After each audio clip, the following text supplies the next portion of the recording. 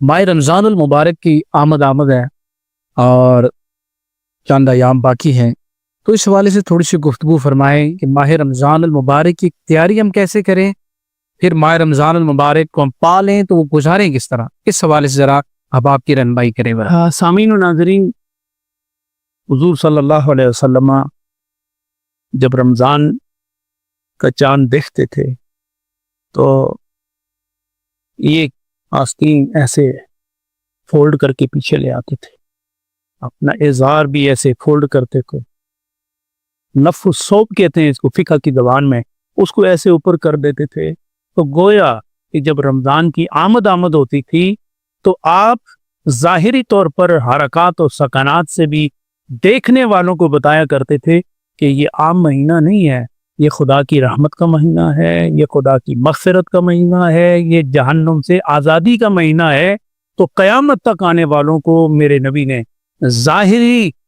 تیاری کا بھی سبق دیا اور باطنی تیاری کا بھی سبق دیا، کیونکہ جیسے باطن کا اثر ظاہر پر ہوتا ہے، اسی طرح ظاہر کا اثر بھی باطن پر ہوتا ہے، اور انسان تیاری کے لیے تیار ہو جاتا ہے۔ حضور صلی اللہ علیہ وسلم رمضان کی آمد کا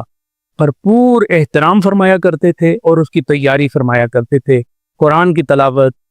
رات کی عبادت، تہجد کی عبادت، اوابین کی عبادت، یہ سارا مہینہ، سارے کا سارا مہینہ یہ رحمتوں کا مہینہ ہے۔ تو میں تمام روزہ داروں سے، رمضان کے مہینے سے گزرنے والوں سے یہ گزارش کروں گا، کیا پتہ یہ آپ کی زندگی کا، میری زندگی کا آخری رمضان ہو، پھر ہمیں میسر نہ آئے، لہٰذا اتنی کمائی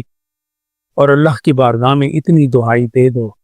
کہ ایسی دوائی میسر آ جائے، ایسی دوا میسر آ جائے، ایسی عطا میسر آ جائے کہ جس سے دل اور روح قیامت میں خدا کی بارگاہ میں پیش ہونے کے قابل ہو جائے۔ حضرات گرامی، قرآن کی تلاوت، نوافل، رات کے نوافل، ویسے ہی اٹھنا ہی ہے آپ نے سحری کے لیے تو آدھا گھنٹہ پہلے اٹھیں، 4 رکعت نماز،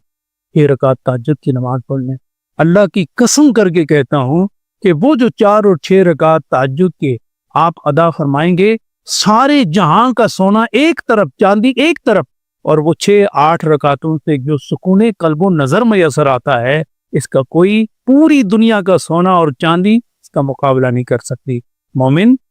تو عبادت کے لیے بنا ہے، تو ریاضت کے لیے بنا ہے، تو نبی دو عالم کا امتی ہے، لہٰذا تیرے حرکات، تیرے سکنات، تیرے خیالات، تیرے مقالات اور تیرے مجالات میں رمضان کا اتنا نور ہو